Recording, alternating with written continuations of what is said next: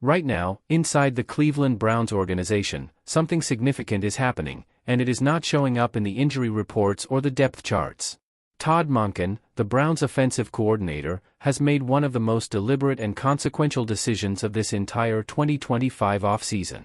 He has personally restricted a specific group of Cleveland media reporters and insiders from accessing Shedeur Sanders' training sessions. Not because the Browns have anything to hide. Not because they are afraid of accountability. But because Monken looked at what happened to his quarterback over the course of last season and made a clear, calculated decision that it would not happen again on his watch. The reporters who lost that access are not quietly accepting it. The frustration has been visible online, on air, and in print. The same people who spent months constructing negative narratives around a rookie quarterback are now publicly upset that the door has been shut in their faces. And that reaction, that visible frustration from people who were supposed to be neutral observers, tells you more about the state of NFL media coverage than anything else possibly could. To understand why Monken made this call, you have to go back to the foundation, because the entire story rests on one fact that most of the Cleveland media never gave the attention it deserved. Shedeur Sanders was selected 5th overall in the 2025 NFL Draft. 5th. In the entire league. Out of every player available in that class, the Browns decided he was the 5th most valuable. And when he arrived at training camp, the organization gave him 0 first-team repetitions. Not limited reps, not a reduced workload. 0. That is an extraordinary organizational decision about a top 5 pick, and it is the kind of decision that should have generated immediate, serious questions from every reporter covering the team. How does a quarterback build timing with his receivers without first-team reps? How does he develop chemistry with an offensive line without working alongside the starters? How does a young passer adjust to the speed and complexity of the NFL when the organization itself is limiting the environment he needs to develop in? Those were the questions that mattered. Those were the questions that responsible beat journalism demands. And with very few exceptions, those questions were never asked loudly or consistently by the reporters now upset about losing facility access.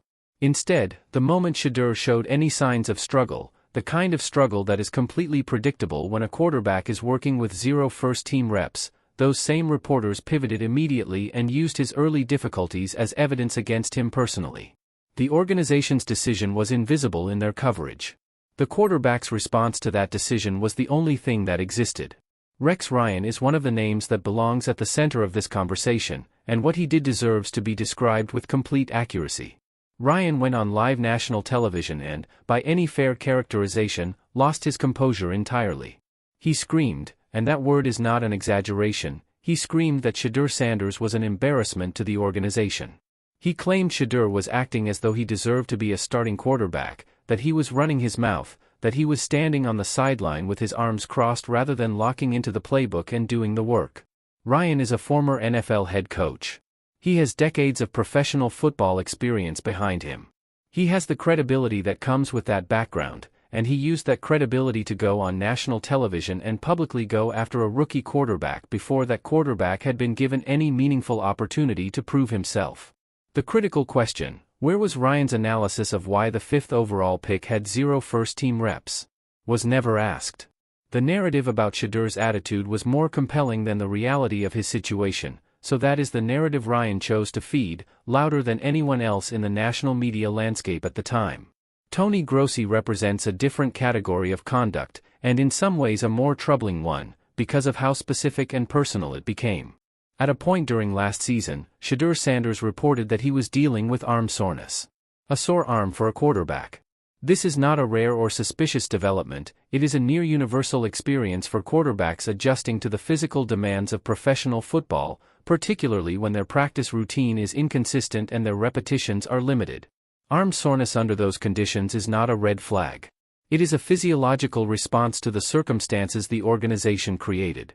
Grossi went on air and mocked him for it. He questioned Shedeur's toughness and implied that a quarterback who had been given so few reps had no standing to report physical discomfort. The logic of that position collapses the moment you examine it. The organization limited his reps, his arm responded the way any arm would under those conditions. And a reporter with a platform decided to use that as an opportunity to question his character. Todd Monken watched that coverage.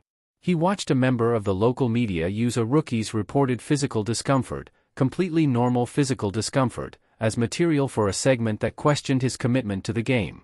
That is the kind of coverage Monken is now choosing to exclude from his quarterback's preparation environment. Of the three media figures most directly connected to the coverage Monken reacted against, Kay Cabot requires the most detailed examination, because her situation carries dimensions the others do not. Cabot is not a commentator. She is not a former coach hired to generate debate on a sports talk program. She is the lead Cleveland Browns beat writer, the person whose professional responsibility is to cover the team accurately, fairly, and with the kind of institutional knowledge that comes from years of access and proximity to the organization. Instead of that, what the coverage produced over the course of last season was a sustained narrative campaign against Shedeur Sanders built on a series of individually small pieces that accumulated into something much larger. She framed routine rookie struggles as character flaws. She turned a speeding ticket into the basis for a broader character profile. She pushed the narrative that Dillon Gabriel might be the superior option and deserved more opportunities at the starting position, a narrative that received far more oxygen and credibility in her coverage than the facts of the situation warranted. Week after week, article after article, the lead beat writer for the Cleveland Browns used her platform and her institutional credibility to chip away at the standing of a rookie quarterback who had never been given a fair structural foundation to build from. Todd Monken saw all of it. Every piece. Every pivot. Every unfounded implication. And when he made his decision about who would have access to Shedeur Sanders' training sessions going forward, her name was part of that calculation. What makes the entire story more significant is the way Shedeur Sanders himself responded to all of it throughout last season. Through Rex Ryan screaming on national television. Through Tony Grossi mocking his arm soreness on air. Through Kay Cabot's weeks-long narrative campaign questioning his discipline and character. Through all of it, Shedeur Sanders made no public response. He did not post on social media. He did not give interviews addressing the criticism. He did not engage with the reporters attacking him or respond to the narratives being built around him.